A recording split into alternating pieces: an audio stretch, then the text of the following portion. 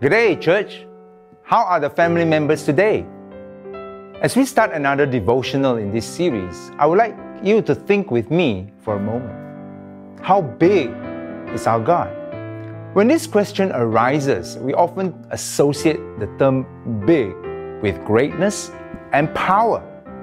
From the angle of the world, we think in terms of kings and presidents as they represent greatness and power. This is often the trend, even for the people of Israel, God's chosen people.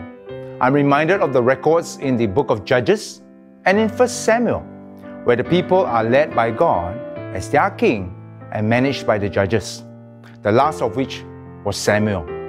In 1 Samuel chapter 7, verses 5 to 7, the people requested for an earthly king to judge them, like the nations surrounding them. Yet God replied to Samuel in verse 7, "For they are rejecting me, not you. They don't want me to be their king any longer." The people rejected God as their king. Trading a perfect king for imperfect kings? Why is God being our king important? Well, in Revelation chapter 19, verses 11 to 16, the Apostle John saw in a vision of the last days. In that vision was a rider on a white horse. His name was Faithful and True. His title was the Word of God. And in verse 16, on his robe was written the title, King of Kings and Lord of Lords. The book of Daniel chapter 2 verse 44, it declares that the God of heaven will set up a kingdom that will never be destroyed or conquered, and it will stand forever. These verses tell us something about the importance of God being our king. God has the final word. God is the ultimate authority in life. God has an everlasting kingdom. And this is what God, our King, has established for us.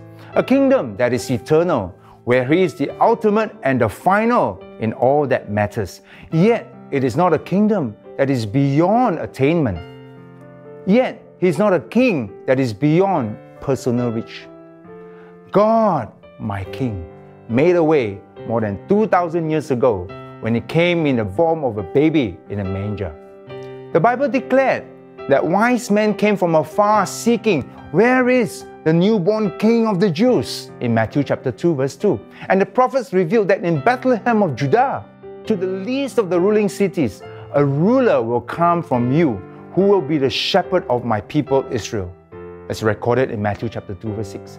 God, my King, made Himself vulnerable, displayed humility to come to earth as a baby in a manger, to live like a man here on earth, and suffered humiliation to death, even death on the shameful cross. In all, to show the way of service, not to be served while here on earth. He showed us the way. That is why the writer of Hebrews chapter 4 verse 16 encourages us to come boldly to the throne of grace, the throne of God, my King. I have come to this throne. What about you?